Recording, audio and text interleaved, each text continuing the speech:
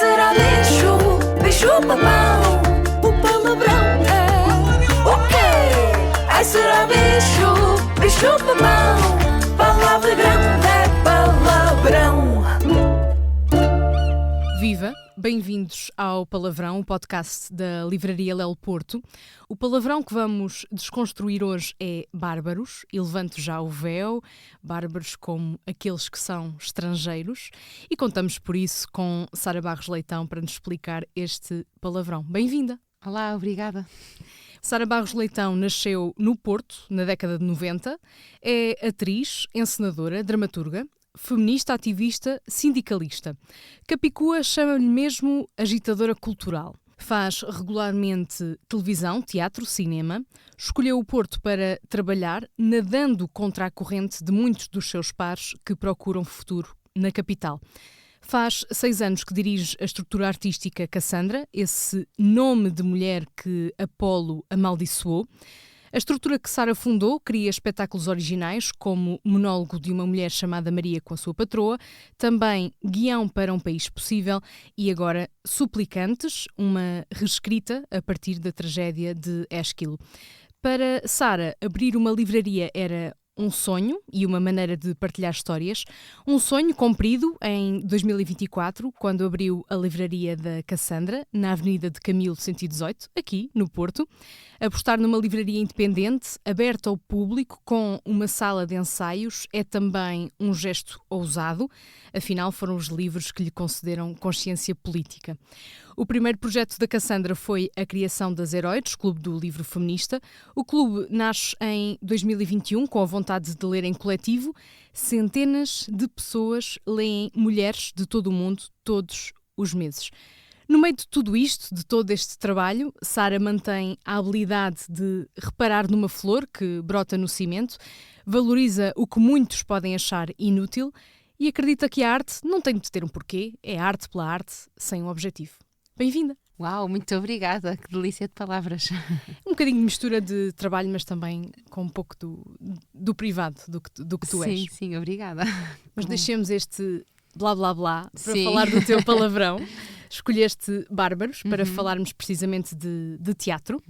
De onde é que vem esta palavra grega? Porquê é que a escolheste para este episódio? Conta-nos. Bom, primeiro, uma das coisas que conta também a minha vida é uma incursão que tive de alguns meses na Faculdade de Letras de Lisboa, no curso de Estudos Clássicos, no qual nunca acabei, mas que foi muito importante para mim e era um curso que eu gostaria muito de conseguir um dia terminar ou continuar, mas eu também acho que as coisas não têm que se terminar dessa forma, não é? Eu não tenho nenhuma ambição de ter uma licenciatura, o que me interessa é mesmo aprender e vou aprendendo de outras maneiras.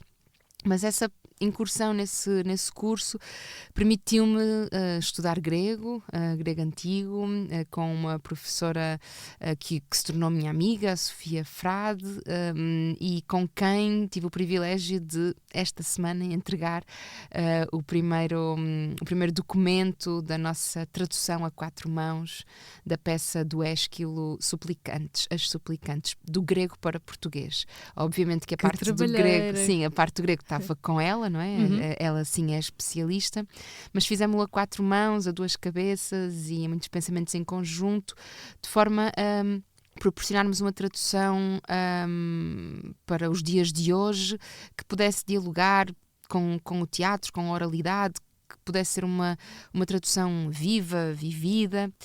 Pronto, e nisto as Suplicantes, assim, contando mais ou menos o mito, muito resumidamente. Tens agora em cena? Sim, porque entretanto eu fiz uma reescrita dessa tragédia, uma peça completamente atual, escrita por mim, mas que parte desta tragédia chamada As Suplicantes, e daí vou chegar ao meu palavrão. O mito são 50 mulheres que devem viver ali na zona do Egito, e que são obrigadas a casar com os 50 primos. Enfim, é um mito, não vale a pena questionar como é que há 50 irmãs que têm 50 primos, homens, mas pronto, não se pode questionar certas coisas da mitologia, é aceitar, porque senão não saíamos daqui. E portanto elas são 50 irmãs que são obrigadas a casar com os 50 primos, mas não querem ser livres, querem ser donas do seu destino, e por isso metem-se num barco com o pai e atravessam o mar Mediterrâneo, desaguando na Grécia, onde pedem asilo, e este é o início do mito. E por isso há uma peça de Ésquilo chamada As Suplicantes, que conta precisamente esta história.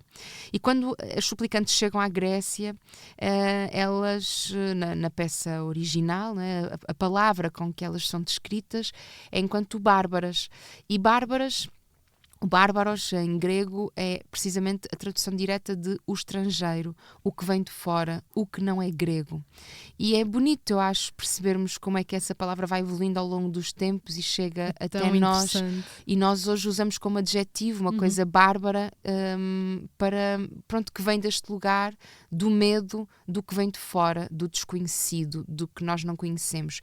E até tem outra conotação pejorativa de... Tem, claro. Quase que não é digno, não é bem digno, mas é inferior. Sobretudo que tem menos cultura também. Alguma coisa bárbara é algo que tem menos cultura do que nós. Portanto, há uma superioridade também nesta palavra. Com menos civilidade. Exatamente. É curioso que a palavra é uma onomatopeia, não é? Deriva disso, daquilo que é o entendimento do som de uma língua que nós não conhecemos, como blá blá blá. Então esse blá blá blá, o tal blá blá blá de hoje, um blá blá blá, acaba por dar um bárbaro, e portanto é uma palavra que enche a boca para dizermos bárbaro, não é? É uma coisa que... Para expressar algo que não entendemos, porque fala outra língua e é no estrangeiro, no sentido também de estranho.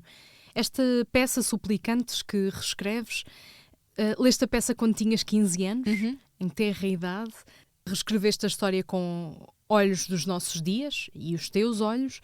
Como é que a memória que tens de os telejornais abrirem com migrantes a chegar de barco, essas imagens da crise migratória entrarem na nossa casa pela televisão, como é que essa memória molda esta peça? Molda completamente, porque quer dizer, eu quando li a peça de facto estava a estudar teatro aqui no Porto, a poucos metros daqui, portanto estas ruas são muito familiares e se calhar a peça começa a surgir na minha cabeça enquanto eu também percorria as ruas que percorri até chegar aqui ao estúdio onde estamos a gravar. E portanto, quando eu leio esta peça com 15 anos, uma história de... Primeiro, há logo uma primeira sensação que não é muito... que eu não tive muitas vezes na minha vida. E lembro-me de tê-la a ler esta peça e outras obras, ou seja, os estudos clássicos, e por isso é que depois fui estudar estudos clássicos, não é? Quando leio os clássicos, lembro-me dessa sensação que acho que só voltei a ter, assim, de forma tão sensitiva, tão emotiva, recentemente, quando fui a Foz Coa e vi as gravuras do Coa. Não sei se alguém, não sei se tu já viste ou se alguém que Sim, nos ouve cheguei a ir já... com a escola, descer aquelas grutas, ver os... Sim, e eu recomendo muito essa viagem às origens. Foi as coisas mais transformadoras que eu fiz nos últimos tempos. Visitar as gravuras, o museu também, mas as gravuras em particular, é de uma emoção, de uma comoção muito grande, porque há qualquer coisa que nos faz estar ligado ao que veio antes de nós, e naquela rocha, mesmo em cima daquela terra onde nós agora pisamos, outro ser semelhante a nós, nosso antepassado de há milhares de anos, pisou aquela mesma terra e com as suas mãos gravou naquela rocha que está ali à nossa frente. Expressou-se e disse aquilo que sentia. E sobretudo através porque é um gesto artístico. Aquela gravura não é, ao contrário do que se pensa, o contar quantos animais é que se caçou. É de facto um gesto artístico. E isso é muito, muito, muito, muito impressionante e me tocou-me muito. E acho que a primeira vez que eu senti isso foi precisamente a ler a tragédia grega. Eu nunca tinha lido nada, porque enfim, uma pessoa com 15 anos, quando entra na escola de teatro, salta para ser uma leitora de os 5, os 7, uma aventura, para de repente corta para os professores porem-nos a ler tragédia, não é? A Ilíada, a Odisseia, ou mesmo Shakespeare, ou Ibsen, e de repente nós... és confrontada com que é muito isto, mais. Sim, isto é extraordinário. Até já chegaste a dizer que a tragédia nos mostra o mundo como ele é e não como devia ser, e que a função da arte é mostrar isso, é mostrar o mundo como ele é, como ele desumaniza. Sim, e estas imagens da televisão, a par das gravuras, mostra o tempo. Mostra, mas sobretudo, quer dizer, é a sensação de lermos um texto com 1500 anos e compreendermos. E essa sensação eu não estava à espera de sentir, porque eu conseguia compreender aqueles textos mais básicos das histórias de uma aventura ao Castelo do Queijo. Pronto. E eu É só apanhar o 200 ali isso, fora. exatamente. Mas de repente eu não estava à espera de compreender tão bem. E quando eu leio isto e consigo compreender, enfim, não compreendi tudo, A mente claro. de alguém de há 1500 anos. E sobretudo pensar, essa pessoa escreveu esta história que eu agora consigo ler, e esta história está a entrar pela televisão. Que estranho. Está a contar a história de um grupo de pessoas que quer ser dona do seu destino, que quer ser feliz, que quer uma vida melhor e que por isso se mete num barco, um barco frágil de madeira, tal como ele descreveu há 2500 anos. E se mete nesse barco e atravessa o mar Mediterrâneo, o mesmo mar Mediterrâneo que hoje continua a receber refugiados, pessoas migrantes que fazem essa travessia em barcos tão ou mais frágeis do que aquele em que estas suplicantes se meteram há milhares de anos, não é?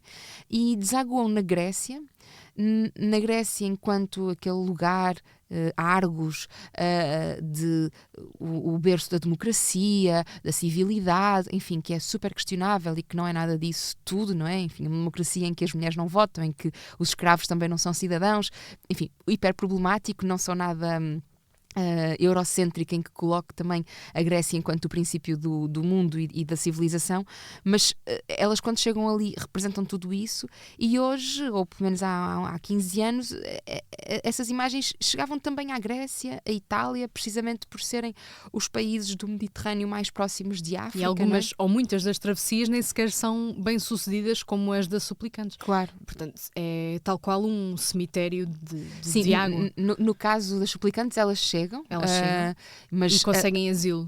Sim, mas na maior parte das vezes as pessoas não conseguem chegar, não é?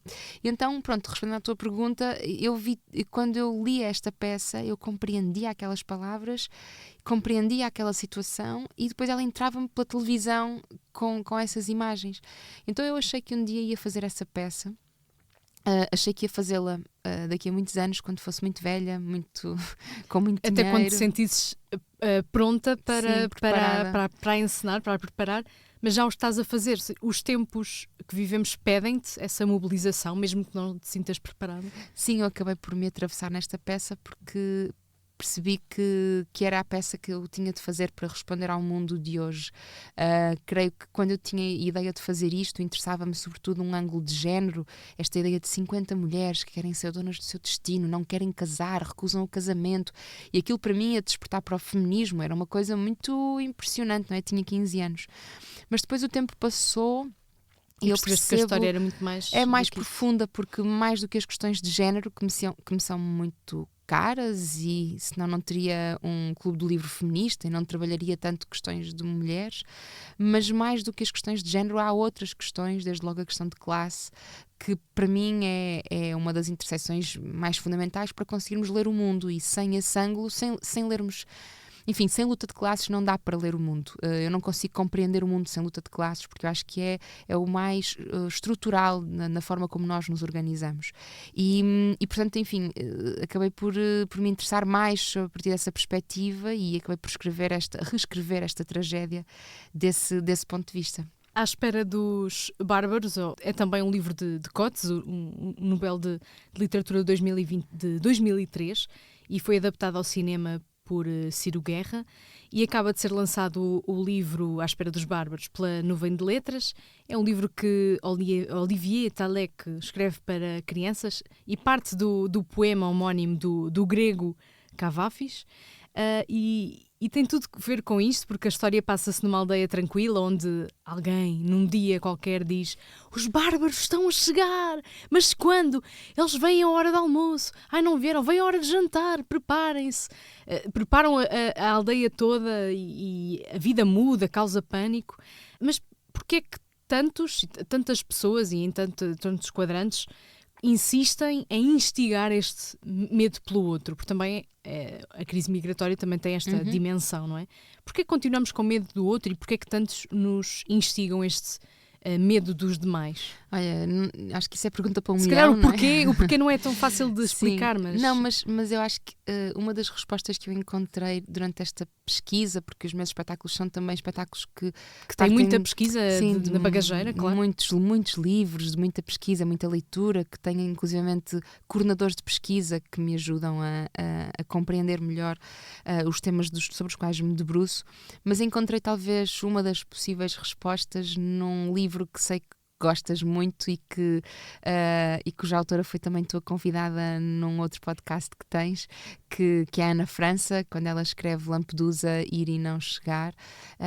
Ela tem lá uma frase em que ela diz qualquer coisa como ela questionava-se, não é? Porque é que Lampedusa, sendo uma ilha que recebe tantos migrantes, tantos, então em termos de per capita é uma avalanche em relação àquilo que a ilha pode suportar em alguns fins de semana, não é? Capazes de receber milhares de pessoas, mais do que os habitantes da ilha. Vindos do norte da África. E portanto, ela pergunta-se porque é que esta ilha, que tem todos os ingredientes para ser um lugar de ódio ao outro, já que eles chegam desta maneira, não o é, porque é que a extrema-direita aqui não cresce como cresce, por exemplo, noutros sítios de Itália. E depois ela responde, se calhar, quanto mais conhecemos o desconhecido, menos medo temos dele. E como estas pessoas, é inevitável, as pessoas de Lampedusa, elas acabam por ter de lidar com estas pessoas que chegam, conhecem as suas vidas, conhecem as suas tragédias pessoais, elas veem-nas de facto a morrer no mesmo mar onde se banham, no mar onde pescam, e se não fizerem nada, fica nas suas mãos que estas pessoas morrem. E acabam por acolhê-las. E quando as acolhem-nas nas suas casas e partilham o prato de comida e percebem que ali está também uma mãe com filhos que só quer um lugar melhor para viver, que só quer fugir de qualquer coisa, só quer a legítima expectativa de poder ser feliz, como qualquer um de nós. E quando tu percebes isto, que no outro não há nada de medo, a não ser um teu semelhante, mesmo que seja muito diferente de ti, precisamente por ser bárbaro, por ter uma cor da pele diferente, por falar uma língua diferente, por ter costumes diferentes, por comer de forma diferente, por cheirar de forma diferente. Tirando tudo isto, depois somos mesmo muito iguais e a nossa expectativa é muito parecida. Somos os mesmos, vimos de lugares diferentes. Completamente. E então, se calhar, a resposta à tua pergunta é: de onde é que vem este medo? Vem do desconhecido. E por isso é que o teatro, as artes, os livros, a literatura são armas tão poderosas, não é? Porque eu não gosto de dar funções. Nos aproximam. Eu não gosto de dar funções, não acho que os livros sirvam para, nem o teatro sirva para. Mas a verdade... E dá-se muito esse... Sim, é um livro que serve para... Mas já a coisa que eu acho é que a arte ajuda-nos a compreender a dimensão do mundo e que o mundo é muito maior do que a nossa janela, e ajuda-nos a, mesmo não tendo capacidade de viajar, a podermos descobrir que há outras coisas diferentes de nós. E quando descobrimos o diferente, ficamos com menos medo dele. E quando não temos medo, é tudo melhor, mais tolerante. Então eu acho que a resposta é um bocadinho essa. Pronto, a questão que me colocavas tem tudo a ver com o medo do desconhecido. E a forma que temos de lutar contra isso é mostrar o desconhecido. Conviver com ele. Conhecê-lo. E para isso temos de debater mais o que são fronteiras, que movimento migratório é este, e também fazes isso com a peça, com peças suplicantes, com este desconstruir do projeto europeu, a integração. Dirias que pensar migrações é o grande tema do nosso tempo, do teu tempo, ou vais dividindo o teu tempo aqui em vários grandes temas? Sem dúvida é um dos grandes temas, e só não digo porque és múltipla com... Não, e porque acho que há outros, mas que na verdade se cruzam, porque, por exemplo, poderíamos falar da emergência climática como o grande desafio das nossas vidas, da nossa geração. Tivemos recentemente uma tempestade, um comboio de tempestades em Portugal, que nos fez compreender que já chegou, portanto já não é vamos conseguir, já chegou, já está aqui, e agora como é que nós lidamos com isto? E é evidente, por exemplo, que as migrações é uma consequência dessa emergência climática. As pessoas migram, o Paquistão, com as cheias que tem, as pessoas não conseguem viver com aquelas cheias tremendas. As secas vão obrigar a que muitas das pessoas se desloquem, e isto está a acontecer, isto sempre aconteceu. Isto está estudado, já está As migrações, é importante perceber que as migrações sempre aconteceram e que nós somos seres, de facto, que andam e que migram, e é assim, somos estes animais recoletores, não é? Mas, aliás, há uma frase na minha peça, que é retirada de um dos livros da nossa pesquisa, que diz precisamente... a migração sempre existiu, as setas é que se inverteram, porque se nós recuarmos 500 anos, a nossa narrativa sobre migrações era muito diferente. Nós éramos o grande povo que ia e entrava num país sem visto, sem autorização de residência, sem qualquer papel, e entramos, e não foi para pedir trabalho. Entramos e explorámos, cortámos cabeças, violámos, colonizámos, obrigámos a aprender novas línguas, impedimos religiões, saqueámos, roubámos, e nessa altura a nossa narrativa era diferente em relação às migrações. Agora as setas inverteram-se. Agora ficamos chocados que as pessoas querem entrar na Europa, mas a Europa só é a Europa. Construímos paredes, construímos muros. Não, e sobretudo construímos uma Europa onde as pessoas querem viver, porque ela tem uma qualidade de vida que só existe à custa da exploração que nós continuamos a ter nos países do sul global. E, portanto, é à custa dessa exploração, seja pelo petróleo, seja pelos minerais, seja pelas terras raras, seja até pela força de trabalho, o que seja, ou até por aquilo que deixamos, guerras, ou porque continuamos a provocar, as guerras continuamos a provocar, que vai obrigar a que as pessoas se desloquem e que procurem um lugar melhor para viver. E é importante pensar nisso. Nós só temos a qualidade de vida que temos à custa do sofrimento dessas pessoas. Caso contrário, não teríamos esta qualidade de vida. Teríamos nós de baixar a nossa qualidade de vida para que elas pudessem aumentar a qualidade de vida delas. Então, pronto, acho que isso é muito importante compreender, não é? Que as pessoas sempre migraram, e por isso aquilo que assistimos hoje não é novo, mas é um fenómeno que continua a trazer-nos desafios. E traz-nos desafios aos dias de hoje, e vai ficar cada vez pior. E com o tipo de políticas geopolítica, até com a nova guerra que entretanto acabou de estourar este fim de semana, é evidente que as migrações vão continuar, porque as pessoas têm a legítima expectativa de uma vida boa e, portanto, procuram esse lugar de terra onde possam só viver uma vida tranquila. E sei que antevês um ciclo político difícil, que vai durar ainda bastante tempo, talvez décadas, com o crescimento da extrema-direita, da intolerância. E eu fico a pensar, o que é que te faz manter a vontade de lutar, de continuar a mobilizar pessoas? Muito pouco. O que é que te faz levantar, não é? É que essa pergunta assim. Não é difícil responder a isso, porque também te faz essa pergunta. Sim, e tenho muitos momentos de desânimo. E eu, na verdade, pronto, há muitos momentos da minha vida em que não tenho essa energia, por muito que isso acabe por parecer, porque depois existem espetáculos que são fruto de muitos meses e de muitos dias em que tenho vontade e outros que não tenho, mas na soma global depois resulta um espetáculo que parece até mobilizador nessa perspectiva, mas não quer dizer que eu me sinta mobilizada.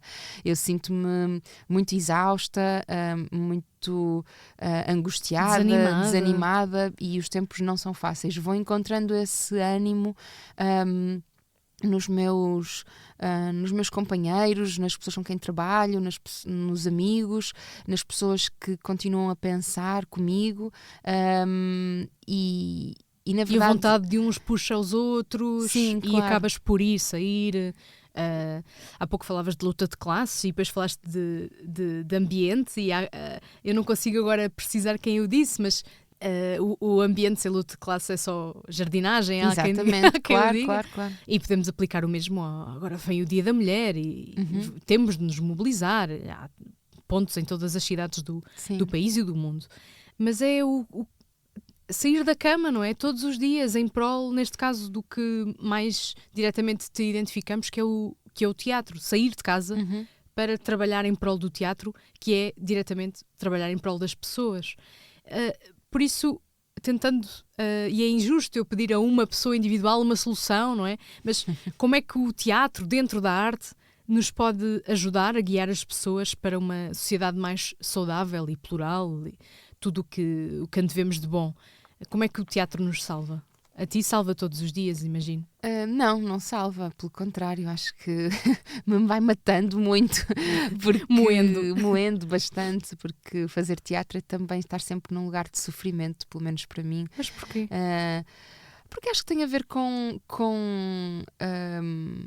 enfim, qualquer trabalho criativo, eu creio que é também ou pelo menos eu vejo assim, que é um lugar também de sofrimento, porque tu estás a descobrir o que ainda não existe, estás a descobrir, quase como os cientistas, não é? É muito próximo, acho eu, da ciência. Da experimentação, nesse sentido. Sim, tu procuras algo que não sabes bem o que é, e isso é de uma grande ansiedade, porque pode não resultar.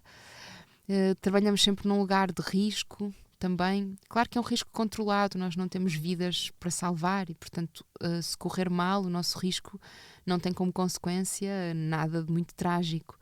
Mas não deixa de ser um lugar de risco, de procurar, de descoberta, e isso traz sofrimento, porque nós não chegamos de manhã, ligamos um computador que tem um software que nos diz quais as tarefas a fazer agora, e depois 15 minutos para esta tarefa, e agora responder a estes e-mails.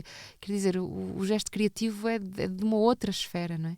E bebe em tudo o que tu és, em tudo o que tu vives, em tudo o que tu conheces, e portanto tu estás em permanente construção, mesmo quando estás de férias estás a questionar, mesmo quando estás a dormir, estás a pensar, a sonhar. Então isso é muito extenuante nessa perspectiva, porque não dá só para desligar, não é uma coisa que é constante, e portanto o teatro é esgotante para mim. Depois, por um lado, acho que a resposta é um pouco a que te dei no início, de que não querendo dar funções às coisas, acho que o teatro, a arte nos salvam na perspectiva em que nos mostram-nos a diversidade. A cultura é uma coisa diversa, mostram-nos a diversidade, mostram-nos o outro. Visões do mundo diferentes. Sim, sobretudo põem-nos a discutir, a falar, a ouvir. Mas eu também tenho alguma resistência a uma narrativa em que o teatro é bom e faz bem. Acho isso um bocado arrogante pelo nosso lado. Na perspectiva de quem o faz ou de quem o vê? De quem o faz. Nós achamos sempre que as pessoas deviam ver mais teatro porque faz tão bem e valorizamos tanto, e acho que é assim pôr-nos num lugar um pouco sobranceiro do nosso lado, de que eu faço um pouco este paralelo com outras coisas da minha vida. A minha família é sobretudo do desporto, são todos atletas de alta competição. Não sabia. Pronto, é verdade. Mas atletismo uns atletismo, em várias modalidades. Outros de futebol, de profissional, outros basquete, ou seja, enfim, cada um tem assim a sua Daste bem em área alguma dessas modalidades? Em nenhuma. Sou precisamente a ovelha teatreira da família, porque medalha de ouro no lançamento do guião. Sim, zero de tudo isso. Mas precisamente, ou seja, eu consigo reconhecer que o desporto é uma coisa boa, que faz bem, que trabalhas não só o teu corpo, como a tua cabeça, que ficas mais ágil, que o desporto é uma coisa que te permite ter mais fair play, que trabalhas em equipa. Ou seja, há muitas coisas, eu reconheço isso tudo. Agora, não me ponham a correr nem a ver desporto, porque eu detesto ver e detesto fazer. Então eu reconheço que é bom, que faz bem, mas não me ponham a mim, quer dizer, não quero fazer isso, não é para mim. E como é que vês a ligação a isso no teatro? É igual, ou seja, também não me quero colocar nesse lugar em que o que eu faço é muito bom e faz bem. Pá, eu acho que as pessoas reconhecem, pronto, ok, o que ela faz deve ser bom e faz bem. Pá, mas eu não gosto, eu não quero fazer, não quero ver, não quero ir, e eu tenho que aceitar. Pronto, eu acho muito bem, façam outras coisas, porque há muitas coisas que são boas e que fazem bem. Quer dizer, se me dizes que... Outras expressões artísticas, por exemplo. E outras coisas, eu acho que eu valorizo tanto uma ida ao teatro como uma noite com amigos em que a conversa é profunda, é complexa, é estimulante, em que te põe a pensar, em que tu Mas mesmo os escritores quer dizer, pelo menos aqueles que admiro, recusam que um escritor tenha de ser um ermita que escreve. O escritor também tem de sair, falar, conviver, ver outras expressões artísticas, beber um copo de vinho e estar na vida de falar. Porque se não adquirir também experiências, vais escrever sobre o quê? Claro, mas isto para te dizer que quando tu perguntas, não é, como é que o teatro nos pode salvar, enfim, eu acho que é sobranceiro da minha parte dizer que o teatro salva. A mim vai-me salvando e eu vou gostando de fazer dentro do sofrimento que me traz. Para mim funciona e eu encontro nele esses lugares, mas para outras pessoas há outras coisas que as podem salvar, não é? E em termos daquilo que é a nossa participação, o teatro enquanto um lugar também de participação, não sei se é o melhor lugar. Se calhar eu preferia que as pessoas participassem mais nas suas reuniões de condomínio e que pudessem começar a ouvir quem vive ao lado, sim, e em baixo. E a participar nesse lugar comum que vivemos e como é que nós o construímos e como é que isso é um dos princípios da atividade democrática e cívica, não é? Pronto. E aí se calhar participas mais do que ver um espetáculo. Então, pronto, isto para te dizer que apesar de eu adorar o que faço e achar que é importante o teatro, também não o coloco num lugar acima de qualquer outra coisa. Mas ainda bem que usas a palavra condomínio, e eu vou continuar a batalhar nesta, porque se a arte pode mudar o mundo, a Cassandra muda o bairro. Sentes que a estrutura torna melhor a vida da vizinhança? E adoro falar da Cassandra como uma mulher, não é? Sim. A Cassandra, parece que estamos a falar de uma mulher, mas sim, é uma sim. estrutura, não é? Portanto, se recusas a ideia do teatro nos salvar diariamente, não achas que a Cassandra ajuda o bairro enquanto as pessoas que frequentam a estrutura e a livraria e este lugar, o 118 da Avenida? Sim, é bonito dizeres isso. Eu acho que a Cassandra tem esta estrutura artística, não é? Ela tem várias dimensões e escalas. Tem uma mais nacional, até porque o nosso Clube do Livro é online e, portanto, permite nacional e até na diáspora.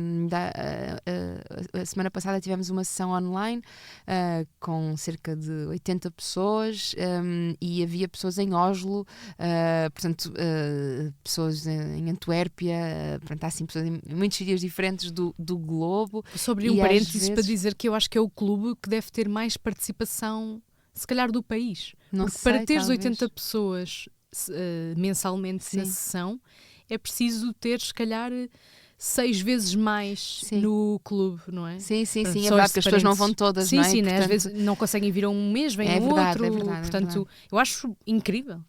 Tantas pessoas em torno do mesmo título, da mesma leitura. São tantas visões. Sim, e tinhas alguém ligado a partir de Oslo? Sim, de vários sítios, não é? Portanto, acho que a Cassandra tem essas dimensões, tem vários eixos, liga essas pessoas na dimensão mais global, mas depois há uma dimensão nacional que tem a ver com a circulação dos nossos espetáculos. Nós circulamos por todo o país, mas depois há uma outra dimensão que de facto é o que tu dizias, que é uma dimensão de um território mais fechado, mais circunscrito naquele bairro, que é no Porto e no caso do bairro do Bonfim, onde na freguesia onde trabalhamos. Tem uma dinâmica tão de vizinhos, não é? Eu vivi lá um mês. Sim. E fecham a rua, não é? Para brincar e falar. Durante 2 meses no ano há uma das ruas que se fecha. Eu achava que era sempre. Não, é dos meses de então apanhas perfeito. Sim, é perfeito. Mas, por exemplo, o Bonfim, como é dos bairros mais multiculturais da cidade, a freguesia, eu creio que é a freguesia do Porto que tem mais imigrantes e, sobretudo, sei de certeza, é a freguesia em que todas as religiões têm uma casa. E isso é muito bonito. Sim. Um lugar de culto para todos os bárbaros. Sim, para todos os bárbaros. Eu fiz aspas com a mão. E ao mesmo tempo, quem abre a CMTV também parece que o Bonfim é este lugar super perigoso na cidade, porque durante uns tempos criou-se aí umas narrativas sobre esses tais bárbaros, não é? Porque houve inclusivamente coisas que nos envergonham a todas as pessoas que moram no Bonfim, eu inclusive, inclusive, foi no Bonfim que aconteceu esta milícia que entrou dentro da casa de migrantes e que os espancou, por exemplo, grupos organizados de perseguição, e por isso tudo isso acontece neste nosso bairro onde nós trabalhamos e operamos. E ao mesmo tempo, eu que habito este bairro também por conta da livraria e do espaço que temos, nunca senti qualquer tipo de perigo, e portanto é assim é um pouco até para mim bizarro ler, ouvir. Ainda na semana passada ouvia mais uma vez o Presidente de Câmara do Porto, recentemente eleito, Pedro Duarte, a falar no programa que nunca me lembro do nome, não é O Princípio da Incerteza, acho que é um podcast, quer dizer, eu gosto em podcast, mas chega aquilo é no domingo à noite, e ele voltava a dizer que o Porto, sim, é perigoso porque... Sim, é o princípio da incerteza, a antiga quadratura do Exatamente. Sim. Pronto, e ele continua a dizer que é perigoso porque ele recebe relatos, mesmo que os números o desmintam, recebe relatos de pessoas que são assaltadas e que não comunicam às autoridades. Sublinhando, e por isso, mesmo que os números o desmintam. mesmo que os números o desmintam, porque as pessoas não comunicam esses assaltos e por isso é um sítio perigoso. E eu pergunto porque é que a experiência dessas pessoas vale mais do que a minha experiência. Se eu habito esta cidade todos os dias e não sinto perigo, porque é que então, se estamos a caminhar nas percepções, porque é que a minha percepção não é mais é menos válida do que essas pessoas? Claro que quem é assaltado tem medo, isso é evidente, mas quer dizer, temos que encontrar aqui uma medida para governar, e essa medida para mim, se não são os números e os dados, então vivemos muito, muito mal. E pronto, e por isso acho que tudo isto são ingredientes daquilo que é um lugar de resistência, como acho que é o da Cassandra no nosso bairro, um lugar aberto, um lugar que tem uma bandeira da Palestina à porta, um lugar que promove conversas sobre acessibilidade, sobre, por exemplo, linguagem neutra quanto ao género, um lugar onde todas as pessoas LGBTQIA+, podem sentir-se seguras, todas as oficinas que promovem, sim, com claro, inúmeros temas e tão diversos. Sim, tudo isso acho que são lugares de resistência. E bem, só por si o facto de ser um sítio que consegue pagar uma renda no Bonfim já é um sítio de resistência. E depois dessa renda paga, aquilo que fazemos ser uma livraria independente que não consegue faturar sequer o suficiente para conseguir suportar esses custos, de facto, se isso não é resistência, então não sei o que é que será a resistência, porque é mesmo isso. E vinha para aqui e estava a ler um pequeno texto brasileiro, numa revista brasileira, sobre as livrarias independentes e como as livrarias independentes são fundamentais para as cidades, porque são elas que nos mostram a diversidade de pensamento. As livrarias independentes, elas mostram-nos outras formas de pensar. Elas têm curadorias de livros que não se encontram nas grandes superfícies, e se nós vamos apenas ler o que está nas grandes superfícies, é como se nós nem vale a pena desligar as redes sociais, porque isso é o algoritmo a trabalhar. As grandes editoras compram os lugares nas estantes, dizem-nos, compram o top 1, 2, 3, 4, 5, é pago pelas editoras o que é que está nesse top. Portanto, se nós vamos ler apenas aquilo que achamos que chega até nós a partir desses lugares mais de massa, então o nosso pensamento está muito diminuído e condicionado. E as livrarias independentes colmatam essas lacunas. Completamente, elas são esses lugares de nos mostrar a diversidade de pensamento, de leitura. Elas têm relações diretas com as pessoas que entram. Os livreiros, há uma relação direta com essas pessoas, com o bairro. Conhecemos os gostos daquela pessoa, recomendamos-lhe o que é que pode ler, resistimos também à pressão das novidades. É nas livrarias independentes que conseguimos encontrar também novos livros antigos. E há um livreiro que era citado nesse artigo do Brasil que dizia uma coisa muito bonita. Ele dizia que as bibliotecas guardam o passado, mas as livrarias apontam para o futuro, e eu também acho que é nas livrarias independentes que se encontra esses imaginários futuros possíveis, em que há lugares de encontro, e que tem essa escala de bairro também. Então a Cassandra pode ser também um guia e no fim também te vou aliciar com essa ideia da cápsula para o futuro. Mas nós na Livraria Lelo Porto percebemos isso porque é um edifício, é uma casa que alberga todo o tipo de livros, com uma forte componente de edição própria, de autores novos, autores portugueses, em todas as estantes, mas onde convivem grandes obras da literatura universal e uma grande componente de novidades de autores portugueses também, de contemporâneos. Portanto, é jogar nas frentes todas. E assim até aproveitava este parênteses da Livraria Lelo para te perguntar, pronto, como a missão da livraria também é inspirar o mundo a ler, nesse sentido estamos todos alinhados. Se te lembras de como foi a primeira vez que entraste na livraria, como cresceste no Porto e agora apostaste no Porto de novo para o teu trabalho, se tens alguma memória de entrar enquanto criança, ou se foi uma coisa mais recente, ou será agora quando sairmos daqui? Não, tenho uma memória muito clara de quando entrei pela primeira vez na Livraria Lelo. Na verdade, a Lelo entrei duas vezes pela primeira vez, na perspectiva em que a primeira vez que a Lelo entra em mim foi a partir das edições Lelo e Irmãos. Os dicionários. Foi sobretudo as peças de teatro. Universal. Sim, que tinha, e ainda hoje dou por mim e tenho muitos desses livros editados, muito antigos, traduções muito datadas, muito próprias daquele tempo, que marcam também um tempo, por isso, voltando ao início da nossa conversa, temporal, exato. Sim, a importância de continuar a traduzir coisas que já estão traduzidas é porque as traduções são também marcas do seu tempo, e por tantos isso casos, por exemplo, com a Bíblia, não é? Que tantos dogmas iniciaram. Exatamente, e agora o professor Frederico Lourenço acabou de traduzir a Bíblia de novo e espero que daqui a talvez 50 anos, ou até menos, alguém volte a pegar... Se refaça esse movimento, porque isso traz-nos outras atualizar coisas. A nossa... Sim, porque a tradução é também o reflexo desse tempo.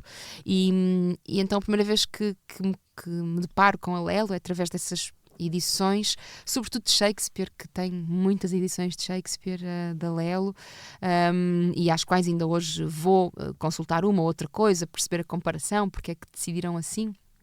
E então, antes de entrar no edifício pela primeira vez, os livros acabaram por entrar em mim quando a Lelo editava há muitos anos, pronto, nem eu era nascida, estamos a falar mesmo há muitos anos. Depois... Temos de ir visitar a Sala Gema, porque temos todos esses livros sim. Exibidos e muitos à venda. Sim. E tenho que te levar lá já a seguir. Combinado. E depois, a primeira vez que eu entrei na Lelo, lembro-me perfeitamente, foi talvez na mesma altura em que li As Suplicantes pela primeira vez. Foi quando estava a estudar teatro. De facto, foi um dos momentos mais transformadores para mim, esses anos de estudo aqui na cidade do Porto, em que eu começo a despertar para tudo, para a política, para a vida, para o mundo, para a cidade. E há professores que, de facto, eu acho que há professores que podem ser gaiolas, mas há mesmo professores que dão asas, e eu tive a sorte de ter muitos professores que me deram asas na escola de teatro. Um deles deu-me a ler As Suplicantes, e outra professora que já morreu, que era uma professora de uma disciplina chamada Área de Integração, levou-nos à Livraria Lelo, e lembro-me perfeitamente de ir lá. Nós fazíamos várias visitas a vários sítios na cidade, e era uma altura em que não se pagava para entrar na livraria. Aliás, não só não se pagava, como em termos de... Podíamos estar lá muito tempo, desfrutar. Agora também pode estar todo o tempo que quiser. Mas a pressão no edifício, ou seja, a circulação era diferente. Em breve também vamos ajustar isso. Era muito diferente. E então nós entramos e subimos ao primeiro piso. Não sei como é que está agora, mas tinha umas mesas e umas cadeiras no primeiro piso, e tivemos uma tarde inteira a conversar com o dono, não este, o anterior, que Promoveu-se ali um encontro com o livro a tarde inteira. sim, e cada com um explorou à e sua com maneira. os estudantes, e que nos falou de toda a história da Lelo e da história familiar, que nos mostrou muitos dos manuscritos, muitos dos livros mais antigos que tinha, e eles estavam ali mesmo à mão e nós tocámos neles e conversámos bastante sobre a cidade, sobre teatro, e foi uma conversa muito bonita em que ele nos disse: uma livraria está aberta, tenho aqui estas mesas, não há assim tanta gente que use, podem vir para cá estudar quando quiserem. Então é um pouco uma outra livraria, não é? E lembro-me de usar esse convite uma ou outra vez, não tantas vezes assim, mas voltei... Também distraías com outros livros, se calhar não é o melhor sítio para... Não, voltei a usar Voltaste. e naquelas mesas, naquelas cadeiras, pronto, era assim um sítio que se habitava dessa maneira, e essa é a primeira memória que tenho da livraria, que está, porque marca também um outro tempo da minha vida e um outro tempo da própria livraria e da cidade também, que era outra. Entretanto, a livraria foi resgatada e consegue-se vender milhares de livros por dia, portanto o edifício já tem outra pressão, e agora que somos monumento nacional também, o fluxo vai mudar com a expansão da livraria, por isso o futuro também é risonho. Mas continuamos a falar de livros, porque desafiei-te a trazer os livros que tens à cabeceira, ou seja, os livros que fazem de ti quem és. E se há pouco falavas de livros que não é que metem medo, mas há um tempo para eles, e às vezes ir ao teatro é um encontro com coisas que não queremos admitir que lá estão, não é? Os problemas do mundo. Um dos livros que trazes, que é O Viver com Homens, é um desses livros para mim. Dá-me um medo imenso de o ler, mas vais fazer esse esforço por mim e por todas no clube, no Clube Azeroides, porque é o livro de março. Fala-me deste Viver com Homens, reflexões sobre o caso Pellicot. Olha, é muito difícil isto, tu me pedes de escolher um número limitado de livros, e é daquelas coisas que eu espero... enfim, que é atualizar, difícil, não é? E vais atualizando é difícil. a lista. Sim, e claro que à medida que me vão pedindo estas coisas, eu vou tentando também não repetir esses livros, para além de, ainda bem que somos compostos por muitos livros, não é? Claro que há livros que são estruturais na minha vida, mas pronto, já falei sobre eles noutros sítios, e também acho que é importante trazermos novos livros, porque nós também somos o que estamos a ler neste momento, não é? E então... este Viver com Homens é um livro que estou a começar agora.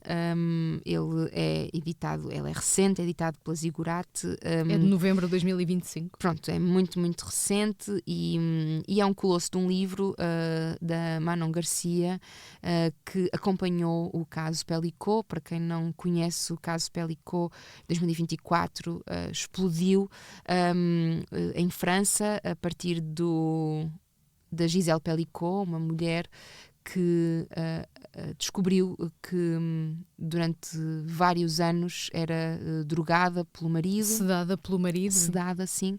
E então violada por centenas de homens na sua casa, na sua cama, sem que ela tivesse consciência disso. E o caso só teve fim, entre aspas, agora. Sim, recentemente. E filmavam, enfim, e os homens que o fizeram não eram monstros, não são monstros, são homens com quem nos cruzamos no supermercado, nos transportes públicos, que habitam as nossas casas também, e isto põe a descoberto também, por exemplo, uma investigação recente em Portugal, que saiu... por exemplo, no Jornal Público, de grupos de Telegram em Portugal, com mais de 70 mil homens, que expõem as suas mulheres portuguesas a dormir, quando elas estão debruçadas, a aspirar a casa, fotografam-nas e trocam isso com outros homens, as suas filhas, as suas enteadas, e de repente a casa deixa de ser um lugar seguro, e a pessoa com quem tu partilhas a vida, e já nem estamos a falar nesta perspectiva de violência doméstica, de violência física, naquilo que nós conhecemos, não é? De que conseguimos distinguir. Pronto, Abusa da ele nossa bate, identidade. é ainda noutro nível, não é? É alguém que vive uma vida connosco, de cumplicidade, e que, sem nós percebermos, que nos viola e nos expõe de todas as maneiras. E então esta E estamos a dizer nós porque sabemos lá se nós estamos nesse grupo. Sim, completamente. Não sabemos, até porque nesse grupo existem pedidos como grávidas, e então as pessoas fotografam grávidas na rua, mulheres nos transportes, e fotografam debaixo das saias das mulheres, Foi dos assim decotes, que o coisas senhor assim. Pellicot foi, de resto, apanhado, porque estava no supermercado e um polícia Exatamente. viu a fazer isso. Exatamente, e portanto este E é um livro revoltante. Nós estamos aqui quase com o fogo no meio da garganta, não é? Sim, porque este livro é sobre... tendo lido o livro e eu não é? Este livro é sobre nós. Este é um livro sobre nós. E foi isso que transformou o caso Pellicot num caso que não é Pellicot, é um caso sobre as mulheres. Porque ele é sobre as mulheres. Ele é sobre nós. E é um livro difícil de ler sozinha, é um livro cheio de gatilhos também. E como é o livro que eu estou a ler neste momento, eu trouxe-o, mas também ele compõe-me porque eu também me assumo enquanto feminista, sem medo dessa palavra. Eu acho que é um livro que recoloca e recentra também o porquê do feminismo e porque é que ele continua a ser necessário, por causa disto também, e ao mesmo tempo porque define-me, porque é o livro deste mês do meu clube do livro, das Heróides Clube do Livro Feminista, um clube do livro aberto, gratuito, sempre online, às vezes presencial, e no caso deste mês, em março, no dia 28 de março, a sessão vai ser precisamente presencial, em Pombal, portanto é mesmo ao lado da estação de comboio, as pessoas podem ir de qualquer parte do país, e decidimos ler este livro coletivamente. Há quem o esteja a ler durante o mês de março, como eu, mas para quem não tiver capacidade de o ler de forma isolada, contamos passar um dia inteiro a ler excertos em conjunto, num grupo seguro, é quase uma rede de apoio para conhecer esta umas história às outras, e portanto será essa maratona de leitura deste Viver com Homens. Fica o convite, um convite duro, mas amaciado pela comunidade. E continuamos a falar de mulheres, e também de mulheres fundacionais, como é o caso das nossas mães, porque trazes-nos um livro curiosíssimo, Minha Mãe, do Jamil Luís, não é? Uma edição de autor lindíssima que temos à nossa frente, vermelha, colorida por dentro também, e neste momento folheias o livro. Fala-me um pouco deste livro e porque é que te apaixonaste por ele? Olha, depois, para além deste Viver com Homens, que, pronto, da Zigurati, e que tem esta distribuição feita pela Bertrand, e por isso é um livro mais fácil de encontrar em todas as livrarias, ou quase todas, e que o trouxe por isto que falei, mas sobretudo por causa do Clube do Livro. Depois decidi que os outros livros que eu iria trazer deveriam ser livros de autor. E, sobretudo, livros que só se encontram em livrarias independentes. Livros muito difíceis de conseguir encontrar nas grandes superfícies, também para mostrar essa diversidade e esse gesto político que representam as livrarias independentes. O primeiro é esta edição de autor, do Jamil Luís, que, enfim, todos os livros são uma perdição, e são livros que eu creio que o valor final deles de mercado é mais baixo do que aquilo que custa cada exemplar a produzir. Portanto, eu creio que é um autor que a cada livro que vende está a perder dinheiro. Tenho quase a certeza disso. Mas quem edita livros e quem funda livrarias também não tem como objetivo fazer dinheiro, não é? Não tem. Daí dizes que é um gesto político? Sim. Era por isso que dizias? É por isso, exatamente. E portanto, aqui o Jamil Luís é uma pessoa especial que eu gosto imenso, professor nas Belas Artes, ilustrador, e tem este livro escrito por Eugénio Roda e por Jamil Luís, que do lado esquerdo são micropoemas de 2 frases, duas linhas, aliás, e do lado direito uma gravura.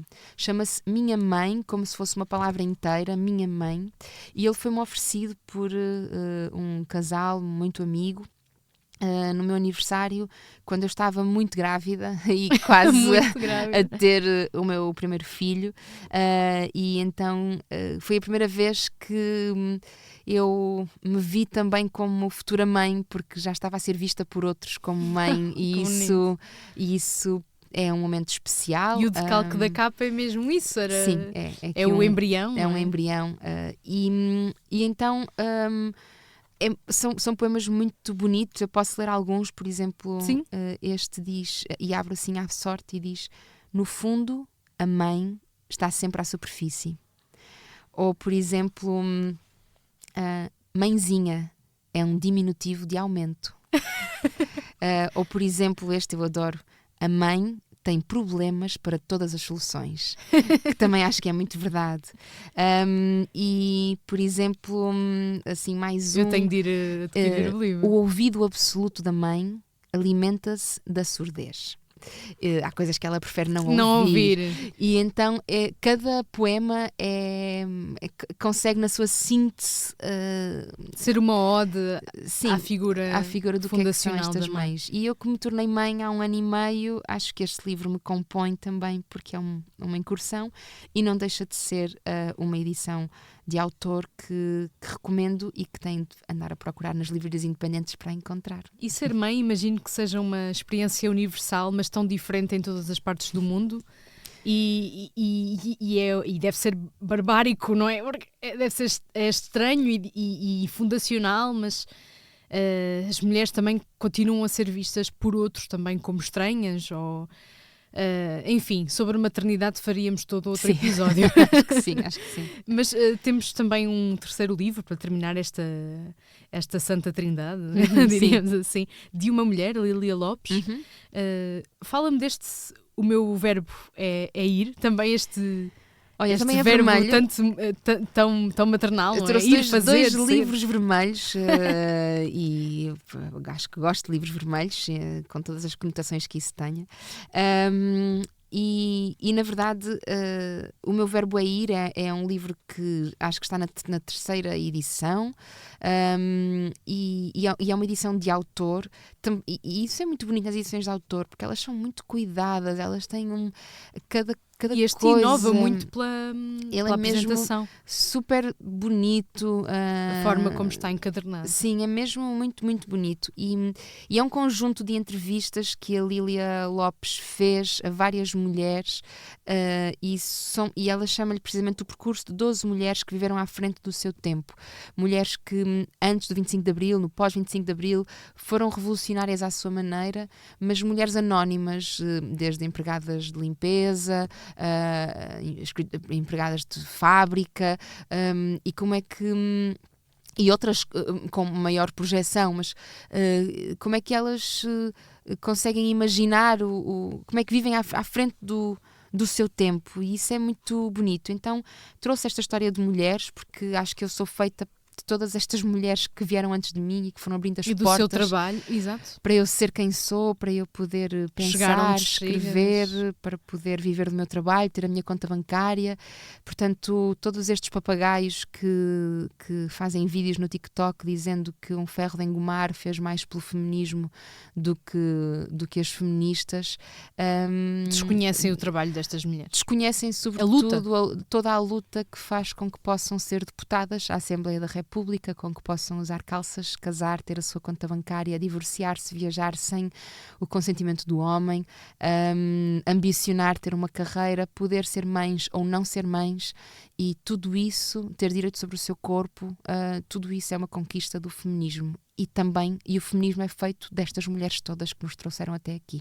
E enquanto for preciso lembrar isto, é preciso o Dia da Mulher. Respondemos já a essa pergunta dos teus papagaios, como falavas? Sim, acho que sim. Fica respondida também essa completamente. Pergunta. Este livro em particular também o trouxe porque ele foi lançado na livraria da Cassandra, um dos lançamentos, e também mostra que as livrarias podem ser estes lugares em que autores não tão conhecidos, não tão com tanta projeção mediática, conseguem na mesma ter não só os seus livros fantásticos à venda, como ter este lugar onde se encontram com os públicos, com os leitores e podem conversar, porque caso contrário estaríamos destinados apenas às agendas das grandes superfícies, no meio de um shopping, que decidam não se aquele autor pode ou não estar ali, e mais uma vez isso seria diminuir a nossa capacidade de pensar e de pensar diferente.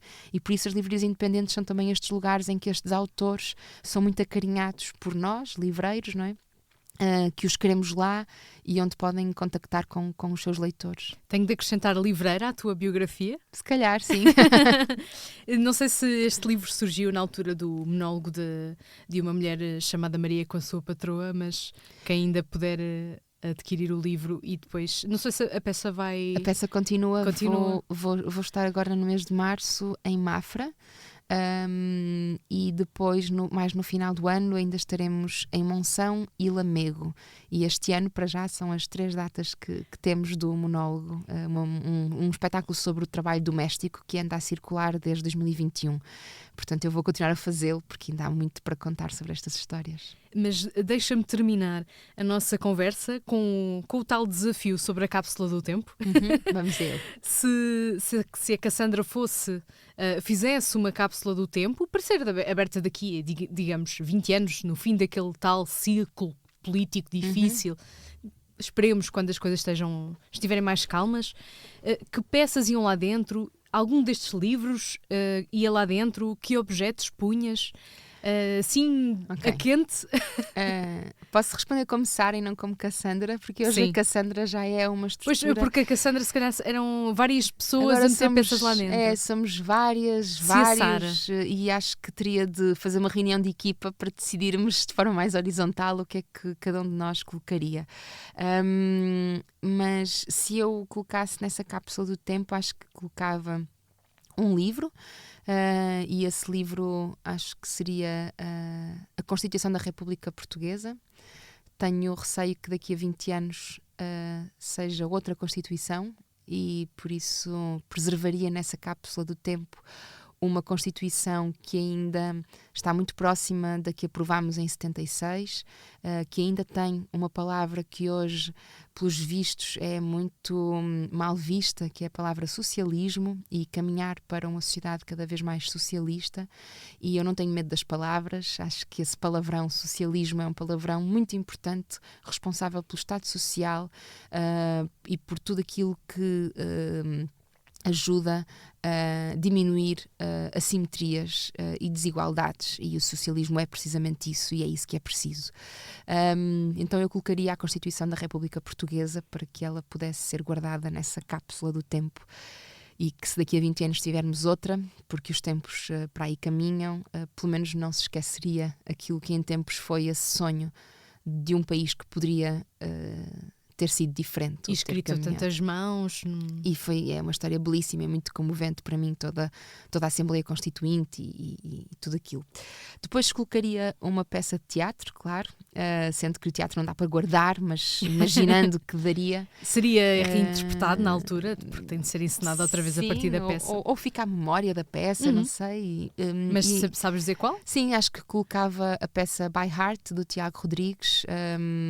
Com quem já trabalhaste? Sim, acho que é talvez assim a peça que me parece que representa mesmo um tempo, uma época, ou seja, é uma peça do seu tempo e que ficará um clássico no futuro e será estudada. É uma peça que parte de muitos livros também, mas entre eles o Fahrenheit, ou seja, é uma peça que guarda em si esta ideia de quando os livros forem proibidos ou quando as pessoas não puderem continuar a ler ou que seja, ou guardar a memória das histórias, guardam dentro de si um livro enquanto estas pessoas que guardam estas histórias e que as contam umas às outras. Isto é muito comovente. No livro do Ray Bradbury, sim, as pessoas tiveram de memorizar as histórias porque os livros estavam a ser queimados. E na peça do By Heart o Tiago enfim, através de muito ardilosamente, cruzando uma história pessoal com uma história mais coletiva, coloca as pessoas a aprender um soneto de Shakespeare. E enquanto houver pessoas que se lembram deste soneto, Shakespeare continuará, a avó do Tiago continuará, tudo aquilo continuará vivo enquanto as pessoas souberem de cor estas coisas. E portanto eu colocaria esta peça enquanto gesto de guardarmos dentro de nós mesmo que as proibições comecem, porque enquanto existirem pessoas que se lembram, enquanto houver essa memória, há coisas que não podem ser reescritas. E acho que vivemos mesmo tempos de pós-memória e de reescritas de história. Aliás, isso tem aconteceu agora frequentemente de uma forma gravíssima com este governo, que escreveu num documento oficial e ficou em Diário da República que as primeiras eleições livres foram em 76, graças ao 25 de novembro de 75, quando isso é puramente falso. As primeiras eleições livres foram a 25 de abril de 75, antes do 25 de novembro. É uma total reescrita da história e ficou escrito.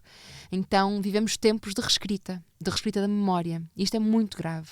E por isso a peça do Tiago, enquanto esse lugar de, enquanto existirem estas pessoas que sabem como a história foi, mesmo que se tente reescrever, ela vai continuar a estar viva. Os dramaturgos, então, enquanto também historiadores. Sim, se quiseres. E depois, se calhar, guardava terminas com uma música. Cápsula. Com uma música. Sim, acho que um livro, uma peça e uma música, o que poderemos mais querer. E se calhar o que é que te apetece ouvir? Olha, acho que é sempre um bom momento para ouvirmos o FMI do Zé Mário Branco, porque vêm aí tempos duríssimos, de crises económicas, do que seja. Continuamos a não conseguir ter acesso à habitação, a tantas coisas, ou acesso à música, parece-me tão datada e ao mesmo tempo tão de agora. É uma música tão desobediente, como eu acho que tem de ser hoje. Temos que ser desobedientes, temos de desobedecer também às métricas, as músicas têm que ter 3 minutos, essa música tem muitos minutos. E acho que toda essa desobediência é extraordinária e é comovente. Porquê é que dizes que temos de ser desobedientes? Porque como eu é acho... que tens de ser? Eu acho que a desobediência... Porque vivemos tempos de uma nova ordem mundial, não é? Que nos quer tomar pelo medo. Tudo isto... gestos de desobediência, como o Pedro Sánchez dizer não à guerra, Espanha não será, são gestos de desobediência, e o resto da Europa, por exemplo, não é capaz de ser desobediente a esse ponto, apenas porque não quer enfurecer o chefe do mundo neste momento. E é importante sermos desobedientes, porque caso contrário somos dominados por esses monstros, e não dá para sermos. Nós estamos aqui como gestos de resistência. Com esse termo lembro-me sempre da Maria Teresa Horta. Sim, claro, a desobediente. E então deixaria isto, até porque penso que o Zé Mário tinha a minha idade quando fez esta música, e isso é tão alucinante, vê-lo de forma tão genial e pensar como é que ele tinha a minha idade e fez isto. Então também é uma vontade de fazer coisas. Terminamos com uma nota otimista. Sim. Gosto. Deixa-me agradecer-te. A peça Suplicantes, de resto, com texto e encenação de Sara Barros Leitão, está por todo o país. Digo algumas das datas já confirmadas. 14 de março em Bragança, aqui bem perto, entre aspas. É 3 horas daqui. 27 de março em Pombal, 17 de abril em Vila Real, 23 de maio em Viseu, e mais datas se seguirão. Há vários a seguir. Obrigada, Sara. O meu nome é Magda Cruz. O Palavrão é um podcast original da Livraria Lelo de Porto. Conta com música original de Cláudia Pascoal, e voltamos na próxima sexta-feira com outro Palavrão.